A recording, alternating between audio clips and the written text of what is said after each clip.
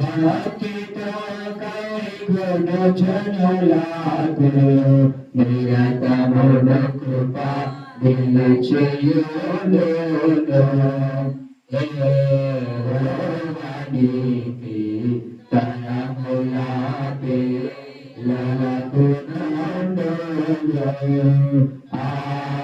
ఆరాధనము చేయు దేవ సంస్కృతి చేయవే మనసా. దేవుని యొక్క వాక్యాన్ని ధ్యానం చేసుకుందాం. మార్కు సువార్త 16వ అధ్యాయము 9వ వచనాన్ని చదవండి. మార్కు సువార్త 16వ అధ్యాయం 9వ వచనం.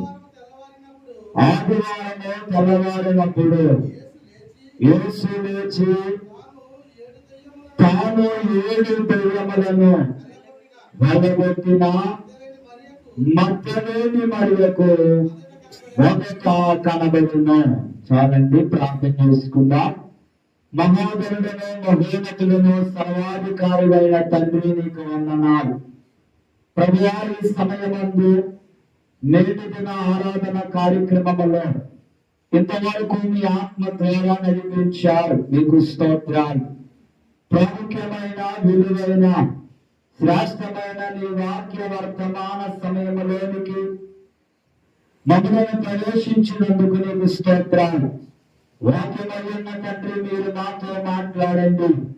చదవబడిన లేఖన భాగములో ఉండిన మర్మమైన విషయములను మీరే వివరించి బోధించి బలపరిచి నడిపించండి. నీ మాటలు వినగలిగే చెవులు, గ్రహింపగలిగే మనస్సు, జ్ఞానాత్మను మీరే అనుగ్రహింపచేయండి. ప్రయాణగలిగిన నీ దాసుని బలమైన ఆత్మ నుంచి నీ బోధగాని పాత్రగా వాడుకుని ఎట్టి ఆత్మకు ఎట్టి వాక్య ఆహారం అవసరమో అతి నీ వాక్య ఆహారమును వాక్య వర్తమానమును అందించి నీ వాక్యపు వెలుగులో నీ మార్గములో నడిపించమని మాకై త్వరగా రానయ్యున్న యేసు క్రీస్తు పరిశుద్ధ పుణ్య నామమున అడిగి వేడుకొనుచున్న పరమ తండ్రి, ఆమేన్. పునరుత్థానుడైన యేసు క్రీస్తు కృపా సమాధానములు చేరి ఉన్న మనందరకు కలుగునుగాక. ఆమేన్. అందరూ కూర్చునండి. తనవు నాది గోగై ఉన్నియో ప్రభువాని హరికి దాతి శ్రీపోని జనమోలు క్షణావోలు తీసి కొనియవే నీవు వినదే ప్రవాహి బాచే జనుషాతి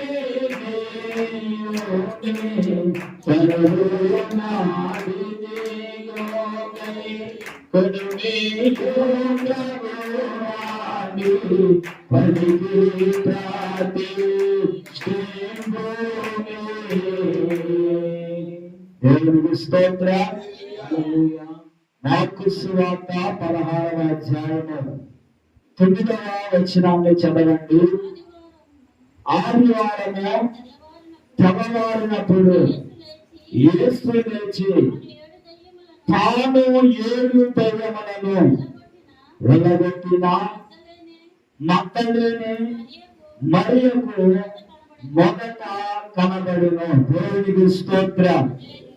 మానవుల రక్షణార్థమే యేసు క్రీస్తు ప్రభువారు నరావతారుడిగా ఈ భూలోకానికి దిగి వచ్చిన వారై ఉన్నారు. ఆయన ఈ లోకానికి వచ్చి ఎన్నో అమూల్యమైన, శ్రేష్టమైన వర్తమానములు, ఉపమానములతో కూడిన బోధలు, పరలోక సంబంధమైన విషయములను తెలియపరచుచు అనేక రోగులను మాట ద్వారా, హస్తము ద్వారా, వస్త్రము ద్వారా స్వస్థపరిచి అనేక అద్భుత కార్యాలు, ఆశ్చర్య కార్యాలు, చనిపోయిన వారిని సహితము లేవనెత్తిన మహాదేవుడై ఉన్నారు. దేవునికి స్తోత్రం. ఆయన ఎందుకొరకు ఈ భూలోకానికి వచ్చి ఉన్నారో ఆ కార్యము అనగా సర్వలోక మానవుల పాప భారమును ఆయన పైన వేసుకుని సర్వ మానవుల యొక్క శిక్షను శిలువ శ్రమగా ఆయన తీసుకుని ఆ శిలువలో గాయములు కలిగిన వారై ఆ శిలువలో వేలాడుతూ 7 అమూల్యమైన మాటలను పలుకుచు తనకు తానుగా తన ఆత్మను అప్పగించి తన ప్రాణాన్ని విడిచిన వారై ఉన్నారు యేసుక్రీస్తు ప్రభువారు. దేవునికి స్తోత్రం. ఆయన మరణించిన తర్వాత సమాధి చేయబడ్డారు. సమాధి చేయబడిన తర్వాత ఆయన తెలియపరిచిన విధముగానే 3వ దినమందు తిరిగి లేచి పునరుత్థానుడైన వారై ఉన్నారు. దేవునికి స్తోత్రం. ఆయన పునరుత్థానుడైన ఆ సందర్భములో ఆదివారపు తెల్లవారుజామున మగ్దలేని మరియా ఇంకా కొందరు స్త్రీలు సుగంధ ద్రవ్యములు పట్టుకుని ఆ సమాధి వద్దకు వెళ్ళారు. సమాధి వద్దకు వెళ్ళగానే వారు చూసిన కార్యం ఏంటంటే ఆ సమాధి పైన ఆ సమాధి యొక్క పెట్టబడిన ఆ రాయ అప్పటికే పొరలింపబడి ఉన్నది. గమనించండి, ఆశ్చర్యం ఏంటంటే సమాధిలో ఆ పెట్టబడిన యేసుక్రీస్తు ప్రభు వారు ఆ సమాధిలో లేరు. ఆ సమాధి ఎలా ఉన్నది అని అంటే ఖాళీ సమాధిగా ఉన్నది. దేవునికి స్తోత్రం.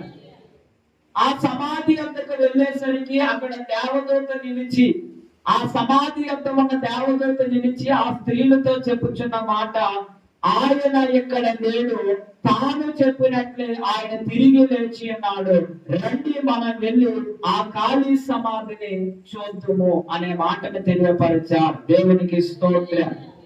వీళ్ళు వెళ్ళారు, సమాధిని చూచారు. ఆ సమాధి ఖాళీ సమాధిగా ఉంటూ ఉన్నది. వెంటనే వారు వెళ్ళి శిష్యులకు ఆ మాటను తెలియపరచగా వారు కూడా వచ్చారు. ఆ సమాధిని చూచారు, ఆశ్చర్యపడి అక్కడి నుండి వెళ్ళిపోయిన వారై ఉన్నారు.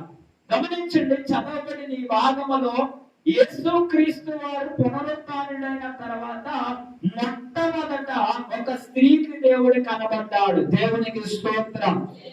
ఆయన శిష్యులు ఉన్నారు, ఆయన ప్రేమించేవారు అనేకులు ఉంటూ ఉండగా కేవలం ఒక స్త్రీకే దేవుడు తన దర్శనాన్ని అనుగ్రహించాడు.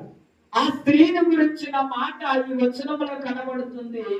7 దెయ్యములను వెళ్ళగొట్టిన మగ్దలేని మరియ. అంటే ఇక్కడ ఆ మగ్దలేని మరియగా పిలువబడుతున్న ఆమె ఒకానొక సమయమందు 7 దెయ్యముల చేత పీడింపబడుతున్న సందర్భం కనబడుతుంది. ప్రభు కృప చేత పట్టబడి ఆమెలో ఉన్న 7 దెయ్యములను దేవుడు తొలగించాడు. దేవునికి స్తోత్రం.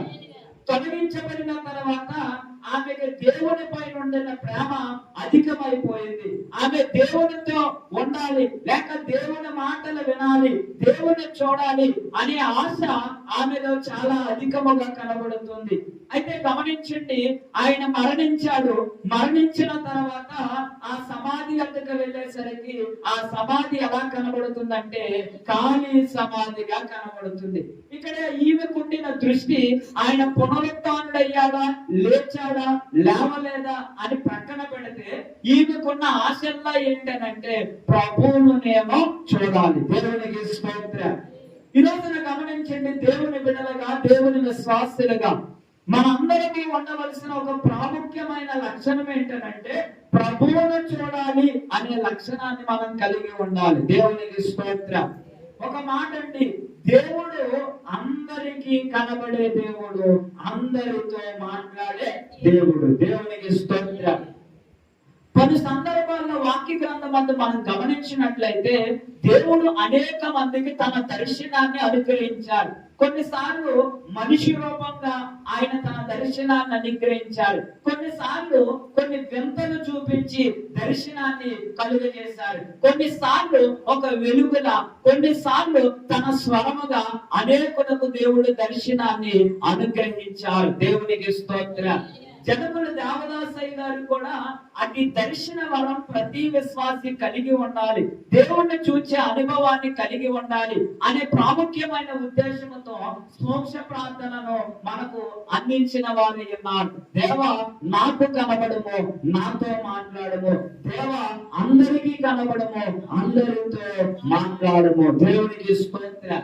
గమనించండి, దానిని ఆధారం చేసుకుని మనం ప్రభువును చూసే అనుభవాన్ని లేక ప్రభు దర్శనాన్ని పొందుకునే అనుభవాన్ని మనం కలిగి ఉండాలి. ఇక్కడ ప్రాముఖ్యంగా ఈ మగ్దలేని మరియని గురించి మనం ధ్యానం చేయబోతూ ఉన్నాం. ఈ మగ్దలేని మరియని మనం గమనించినట్లయితే ఈమె మొట్టమొదటిగా యేసుక్రీస్తు వారు పునరుత్థానుడైన తర్వాత చూచిన స్త్రీగా ఉన్నది. గమనించండి, దేవుని చేత ఏర్పాటు చేయబడిన లేక దేవుని చేత పిలవబడిన శిష్యులు ఉన్నారు, కానీ ఏ ఒక్కరు ప్రభువును చూడలేకపోయారు. మొట్టమొదటిసారిగా ఈ స్త్రీ చూడగలిగింది. ఇక్కడ బాగా గమనించినట్లయితే ఆ మార్కు సువార్త మనం గమనించినట్లయితే యోహాను సువార్త 20వ అధ్యాయము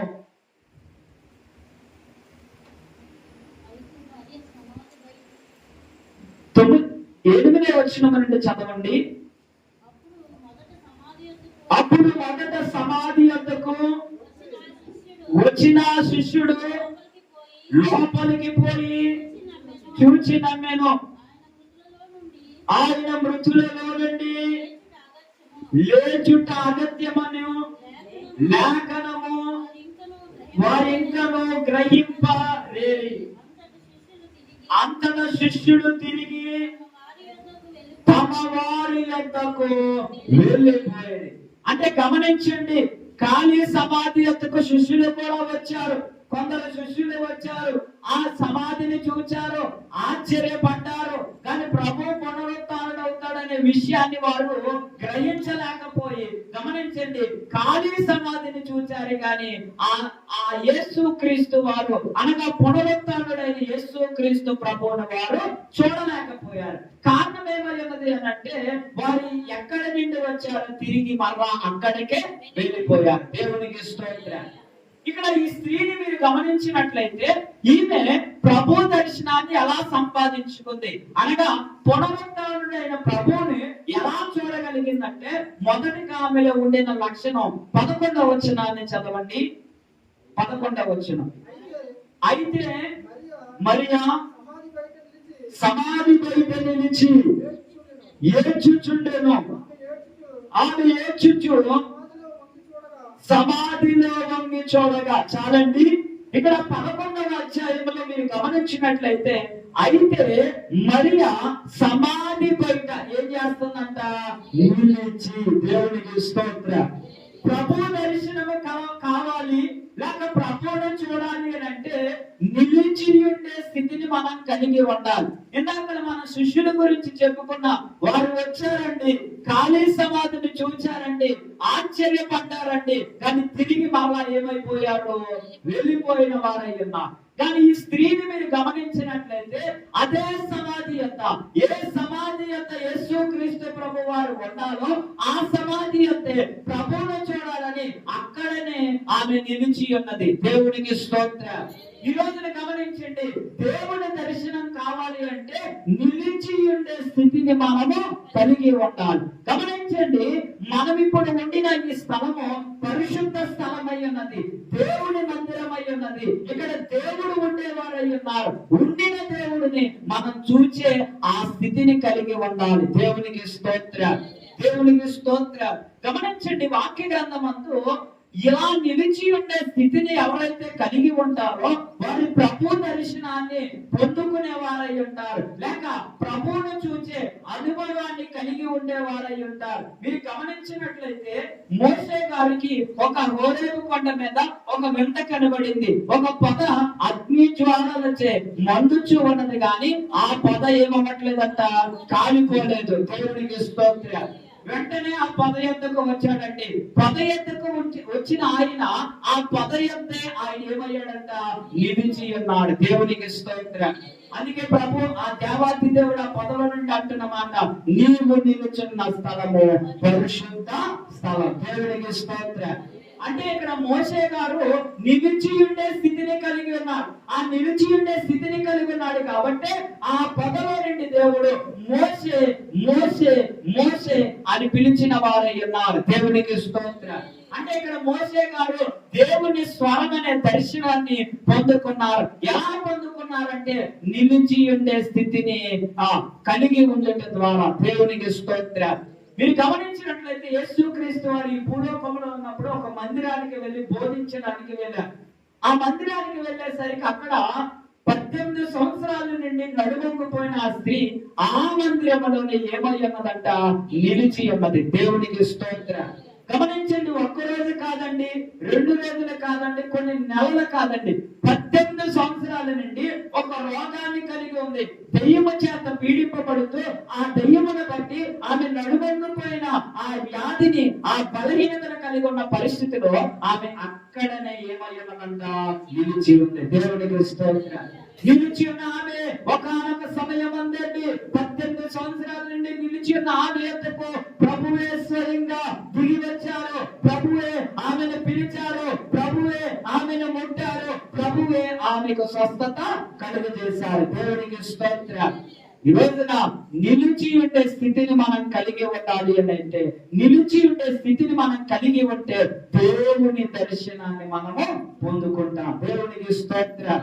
దేవునికి స్తోత్రం. మీరు గమనించండి, ఎందరో వచ్చారు, ఖాళీ సమాధిని చూచారు, కానీ ఆ ఖాళీ సమాధిలో ఉండవలసిన ప్రభు ఎక్కడ, ఆ పునరుత్థానుడైన ప్రభు ఎక్కడ అని కనిపెట్టలేదండి, ఎదురు చూడలేదండి, అక్కడనే నిలిచి ఉండలేదు. కానీ ఎవరు పొందుకొని దర్శనం మగ్దలేని మరియ పొందుకుంది. దేవునికి స్తోత్రం.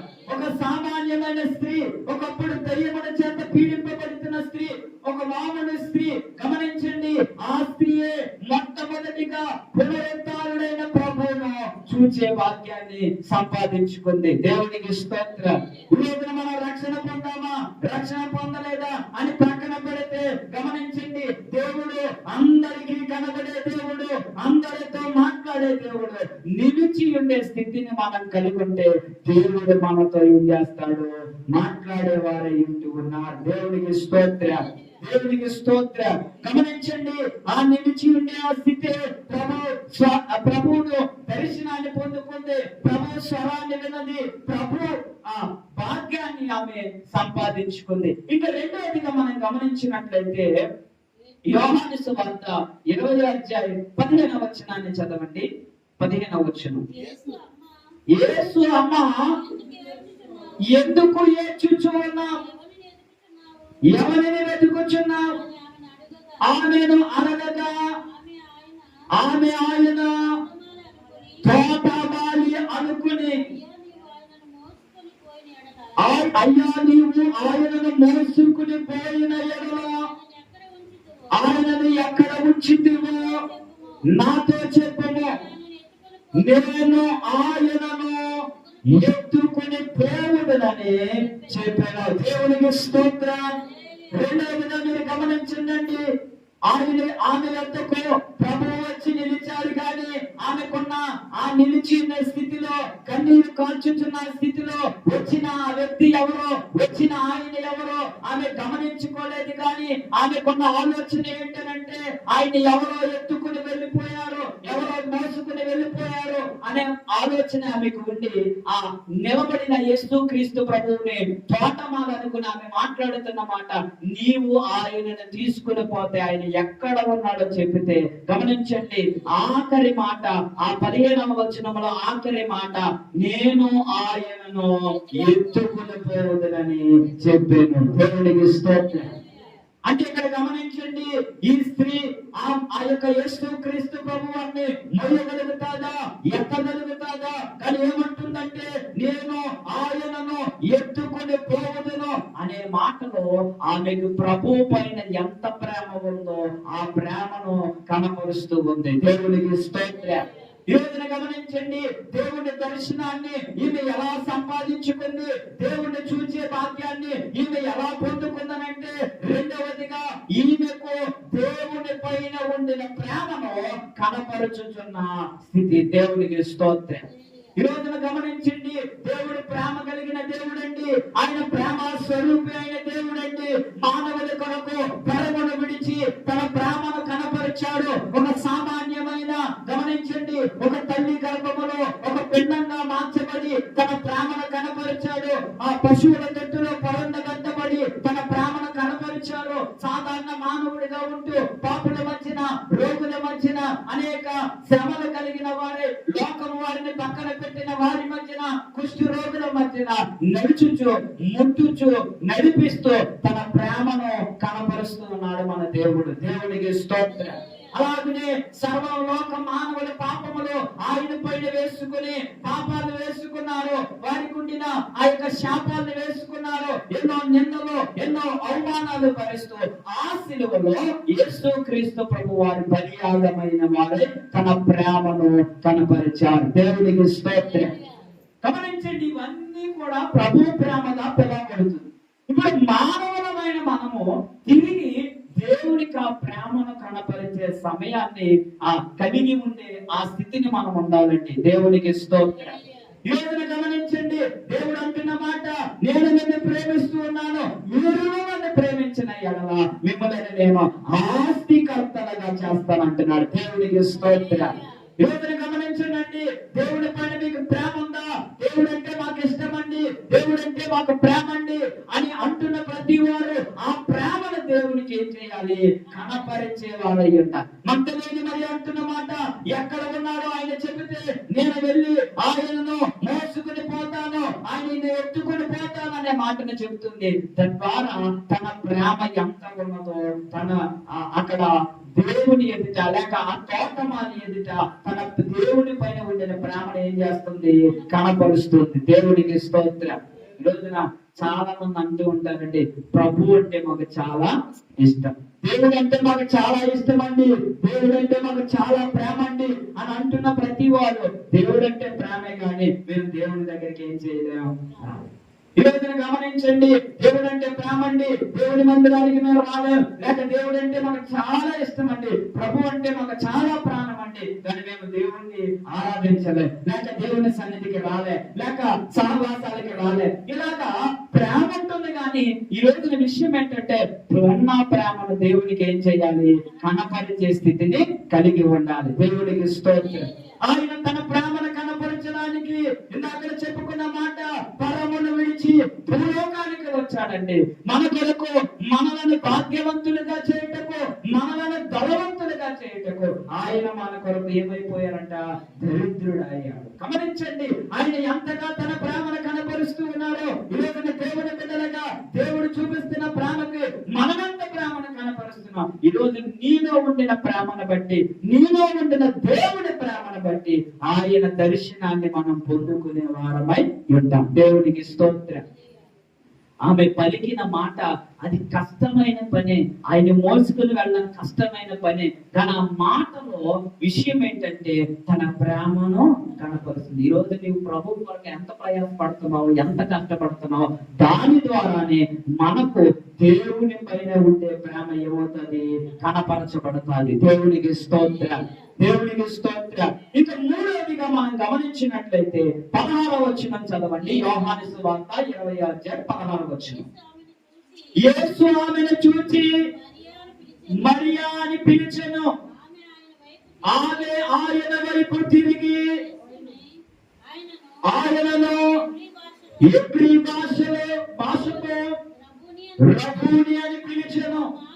ఆ మాటకు బోధకుడని అర్థము. దేవునికి స్తోత్రం. గమనించండి, అంతవరకు ప్రభుతోనే మాట్లాడుతుంది కానీ ఆయనను తోటమాలి అనుకుని ఆయన ఎక్కడ ఉన్నాడో చెప్పండి, నేను వెళ్ళి ఆయన ఎత్తుకుని పోతాను, తీసుకుని పోతాను, మోసుకుని పోతాను అనే మాటలు చెబుతూ ఉంది. అయితే ఎన్ని మాటల్లో ఆ తోటమాలిగా ఎదురుగా ఉండిన యేసుక్రీస్తు ప్రభు వారు ఆమెను పేరు పెట్టి పిలిచారండి. దేవునికి స్తోత్రం. దేవునికి స్తోత్రం. యేసు ఆమెను చూచి మరియా అని పిలిచెను. దేవునికి స్తోత్రం. ఇక్కడ మూడవదిగా ఆమె దేవుని దర్శనాన్ని ఎలా పొందుకుందనంటే ఆ పిలుపును, ఆ స్వరమును ఆమె గుర్తుపట్టింది. దేవునికి స్తోత్రం. ఈ రోజున దేవుని వాక్య గ్రంథములో ప్రాముఖ్యమైన మాట, గొర్రె తన కాపరి స్వరము వినును అని వాక్యములో ఉంటూ ఉన్నదండి. నిజమైన కాపరి మన దేవుడు. ఆయన పిలుపు, ఆయన స్వరాన్ని మనం గుర్తుపట్టే వారమై ఉండాలి. ఈ రోజున దేవుని మాటలు వింటున్నామా, దేవుని స్వరాన్ని వింటున్నామా, లేక అపవాది యొక్క మాటలు వింటున్నామా, అపవాది స్వరాన్ని వింటున్నామా? ఈ రోజున గమనించండి, దేవుని స్వరము అపవాది స్వరము గ్రహించలేని స్థితిలో ఉంటున్న పరిస్థితులు కనబడుతున్నాయి. ఏదైనా వనములో ఉండిన ఆ ఆదాము వలె దేవుని స్వరం వినవలసిన వారు సర్ప రూపములో ఉండిన సాతాను స్వరాన్ని విన్నారు, సాతాను మాటలు విన్నారు, పాపములో పడిపోయిన వారై ఉన్నారు. ఈ రోజున గమనించండి, దేవుడు పేరు పెట్టి పిలిచే దేవుడు అయ్యున్నాడు. ఆయా సందర్భాల్లో ఆయా భక్తులైన వారిని వాక్య గ్రంథమందు దేవుడు పేరు పెట్టి పిలిచారండి. ఇందాక మనం చెప్పుకున్నాం మోషే గారి. ఆ మోషే గారు ఆ దర్శనం, పొద దర్శనాన్ని చూచే ఆ సందర్భంలో మనం గమనించినట్లయితే ఆ పొదలో నుండి దేవుని స్వరం వినబడింది. మోషే మోషే అని పిలవగా దేవుడు ఆ మోషే గారు అంటున్న మాట, చిత్తము ప్రభువా అని స్పందించిన వారయ్యన్నా. దేవునికి స్తోత్రం. ఈ రోజున స్వరాన్ని గుర్తుపట్టాలండి, దేవుని పిలుపును గుర్తుపట్టాలండి. ఇది దేవుని మాట, ఇది దేవుని స్వరము, ఇది దేవుని ఉద్దేశం అని గ్రహింపు మనం కలిగి ఉండాలి. దేవునికి స్తోత్రం. ఈ రోజున గమనించండి, దేవుని మాటలు మనం గ్రహించలేకపోతున్నా.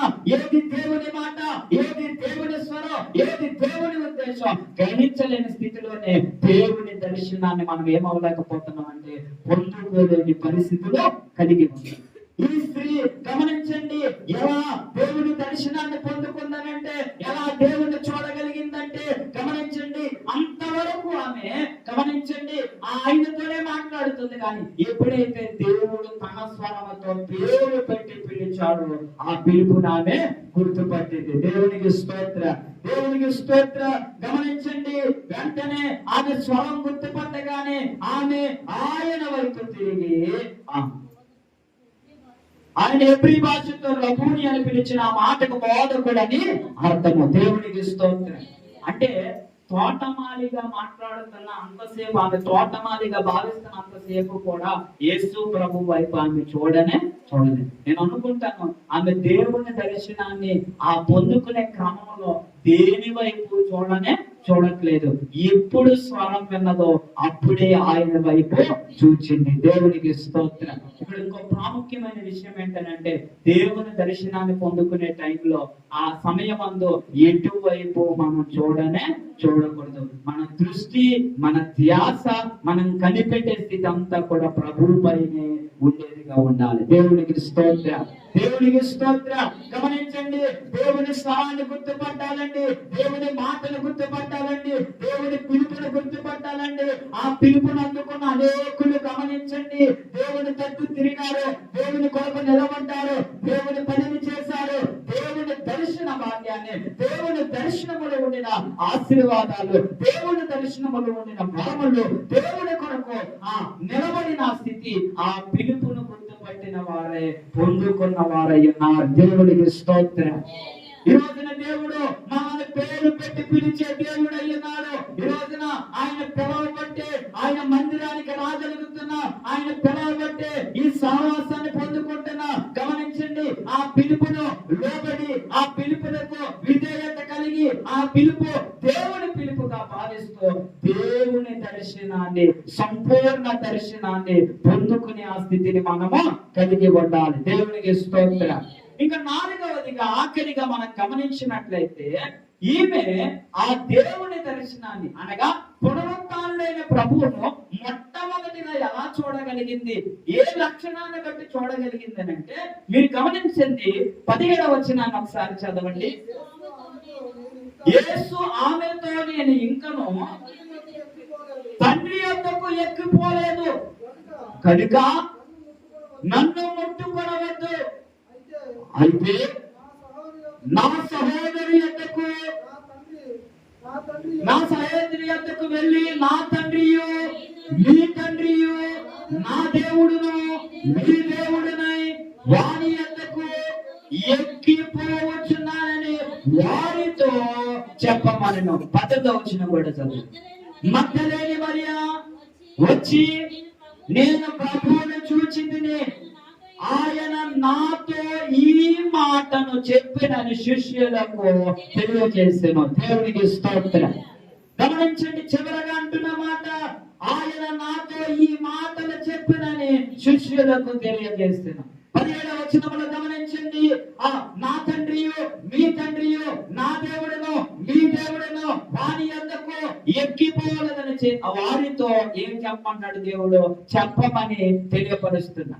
గమనించండి, ఇక్కడ 4వదిగా మగ్దలేని మరియకు దేవుని దర్శనాన్ని ఎందుకు కలిగజేశాడంటే, పై వచనాల్లో ఇందాక తోటమాలి దగ్గర చదువుకున్న 15వ వచనంలో ఆ భాగంలో ఒక మాట చివరగా అంటున్న మాట, నేను ఆయనను ఎత్తుకొని పోవుదునని అనే మాట కనబడింది. అంటే ఈయన దేవుణ్ణి ఎత్తుకుని వెళ్ళడం కాదండి, ప్రభువుని ఎత్తుకుని వెళ్ళడం కాదండి, ఆయన మాట తీసుకుని పోయే సామర్థ్యత కలిగి ఉన్నది. దేవునికి స్తోత్రం. అంటే 4వదిగా దేవుడి దర్శనం ఎవరు పొందుకుంటారంటే, ఎవరైతే తన ఆ మాటను మోసుకుని పోతారో, ఎవరైతే తన మాటను ప్రకటిస్తారో, ఎవరైతే దేవుని స్వరాన్ని, దేవుని ఉద్దేశాన్ని, దేవుడికి తెలియపరిచిన మాటలను అనేకులకు తెలియపరచగలుగుతారో వారికి దేవుని దర్శనాన్ని దేవుడు అనుగ్రహిస్తాడు. దేవునికి స్తోత్రం. దేవునికి స్తోత్రం. ఇది గమనించండి, దేవుడు పిలిచిన దేవుడు, మాట్లాడే దేవుడు. ఆ మాట ఎందుకొరకంటే ఆ మాటను మనకు అందించి ఆ మాటను మన అనేకులకు తెలియపరిచే వారమై ఉండాలి. దేవునికి స్తోత్రం. ఈ రోజున దేవుడి దర్శనాన్ని పొందుకోవాలంటే 4వదిగా ఆఖరిగా దేవుని మాటను మనం మోసుకుని పోయే వారముగా, దేవుని మాటను మనం తెలియపరిచే వారముగా ఉండాలి. మగ్దలేని మరియే ఆ యొక్క శిష్యులకు తెలియపరిచిందండి, దేవుడిని నేను చూశాను, పునరుత్థానుడైన ప్రభువు నాకు కనబడ్డాడు, ఇదిగో ఆయన ఈ మాటలు మాకు తెలియపరిచారు అనే విషయాన్ని మగ్దలేని మరి శిష్యులకు చెప్పింది. ఆ తర్వాత శిష్యులు కూడా దేవుడి దర్శనాన్ని పొందుకున్నారు. మగ్దలేని మరి నుండి శిష్యుల నుండి ఈరోజు ప్రపంచం అంతా కూడా పునరుత్థానుడైన దేవుడి గురించిన వార్త అనేకులకు తెలియపరిచింది. దేవునికి స్తోత్రం. దేవునికి స్తోత్రం. ఆ రోజున కావలి వారు మేము నిద్రపోవచ్చుండగా ఆయన శిష్యులు వచ్చి ఎత్తుకుని వెళ్ళిపోయారు అనే మాటలో ఆ భాగంలో మీరు గమనించినట్లయితే ఆ మాట నేటికి ప్రసిద్ధమైంది అనే మాట అక్కడ స్పష్టంగా కనబడుతుంది. ఆ మాట అక్కడ ప్రసిద్ధమైనప్పటికీ ఈ రోజున ప్రపంచం అంతా ఈ మాట ఎలా తెలియపరచబడిందంటే, ఆ రోజున మొట్టమొదటి దర్శనం పొందుకున్న మగ్దలేని మరియ ఆ వార్త శిష్యులకు చెప్పగా, ఆ వార్తను శిష్యులు నమ్మగా, ఆ దర్శనాన్ని శిష్యులు కూడా పొందుకోగా, ఆ శిష్యుల ద్వారా అనేక ప్రాంతాలకి, అనేక దేశాలకి, ఈరోజు ప్రపంచం అంతా కూడా ఆయన పునరుత్థానుడయ్యాడు అని ప్రతి స్వరము సాక్ష్యము ఇచ్చుచుంది. దేవునికి స్తోత్రం.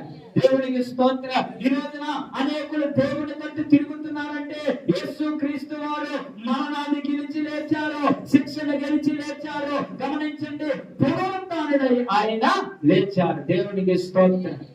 రోజున అనేకులు నమ్మడానికి గల కారణం ఏంటంటే, నేటికి ఆయన పునరుత్థానుడై ఉన్నాడు అనే సాక్ష్యము ఖాళీ సమాధి నేటికి ఆ ప్రాంతంలో కనబడుతూ ఉంది. దేవునికి స్తోత్రం. ఈ రోజున అనేకులు చనిపోయారండి, చనిపోయిన ప్రతి సమాధి యొక్క వారి పేర్లు రాయబడుతుంది. ఇదిగో ఫలానా వ్యక్తి చనిపోయాడు, ఫలానా తేదీన జన్మించాడు, ఫలానా తేదీని మరణించాడని అనేక సమాధులు తెలియపరుస్తుండగా, కానీ యేసు క్రీస్తు ఒక్క సమాధి దగ్గరే ఏమని కనబడుతుందంటే ఎంటీ టోంబ్ అనగా ఖాళీ సమాధి అనే పేరు కనబడుతుంది. దేవునికి స్తోత్రం. దేవునికి స్తోత్రం. ఎన్నో రుజువులు ఉన్నాయండి. ఆ రుజువులతో పాటు ఎందరో పునరుత్థానుడైన ప్రభు దర్శనాన్ని పొందుకున్నారు. ఆయన పునరుత్థానుడు అవడమే కాదు, ఆరోహణమయ్యే ఆ స్థితిని కూడా ఇంచుమించు 500 పైగానే ఆ ఒలీవల కొండ పైన ఆయన పునరుత్థానుడు అవుతూ ఉండగా ప్రభుని చూస్తూ ఉన్నారు. ఇంకొక విషయం ఏంటంటే, ఆయన రెండవసారి రాబోతున్నాడు, మేఘారుడై రాబోతున్నాడు. ప్రతి నేత్రము ఆయనను చూచును. దేవునికి స్తోత్రం. దేవునికి స్తోత్రం. ఈరోజు ఒకటే మాట అండి, నేటి దినమందు, నేటి సమయమందు ఆ దేవుని దర్శనాన్ని మనము పొందుకో. ఈ రోజున మనం ఆరాధించే దేవుణ్ణి, మనం చూచే భాగ్యాన్ని, మనం సేవిస్తున్న దేవుణ్ణి చూచే భాగ్యాన్ని మనం సంపాదించుకోవాలండి. ఆయన స్వరాన్ని వినే భాగ్యాన్ని, ఆయన నడిపింపు కలిగి ఉండే భాగ్యము, ఆయన ప్రత్యక్షతను మనం పొందుకునే వారమై ఉండాలి. ఈ వాక్యమును బట్టి, ఈ 4 లక్షణాలను బట్టి ఆ రోజున మగ్దలేని మరియ మొట్టమొదటిగా పునరుత్థానుడైన ప్రభువును చూచింది. ఈ దినము ఈ వాక్యాన్ని వింటున్న మనము సిద్ధపాటు కలిగిన వారమే పునరుద్ధరణుడైన రక్షకుడైన లేక ఆయన ఆయన సజీవుడైన దేవుని దర్శనాన్ని మనం పొందుకునే వారమై ఉండాలి. అతి ధన్యత జీవన వాక్యము ప్రభు మనందరికీ దయచేయును గాక. మోకరించినట్లయితే ప్రార్థన చేసుకుందాం. తెలుగుని కలిగించు నన్ను వెలిగించు, తెలుగుని కలిగించు నన్ను వెలిగించు, కలిగిన భాగ్యములన్నిటినీ కంటికి చూపించు, కలిగిన భాగ్యములన్నిటినీ కంటికి చూపించు. ప్రతి వారము ప్రభు మనతో మాట్లాడిన మాటలను జ్ఞాపకం చేసుకుందాం. ఆయన మనకు కనబడే దేవుడు, ఆయన మనతో మాట్లాడే దేవుడు అయ్యన్నా. ఆయనను చూచి ఆ భాగ్యాన్ని పొందుకుని ఆయన స్వరము వినే ఆ భాగ్యాన్ని పొందుకునేటకే ఈ దినమందు మన ఎదుటిగా నిలబెట్టిన మధ్యలేని మరియలో ఉండిన లక్షణాలు దేవుడు మనకు వివరించిన వారయ్యన్నా.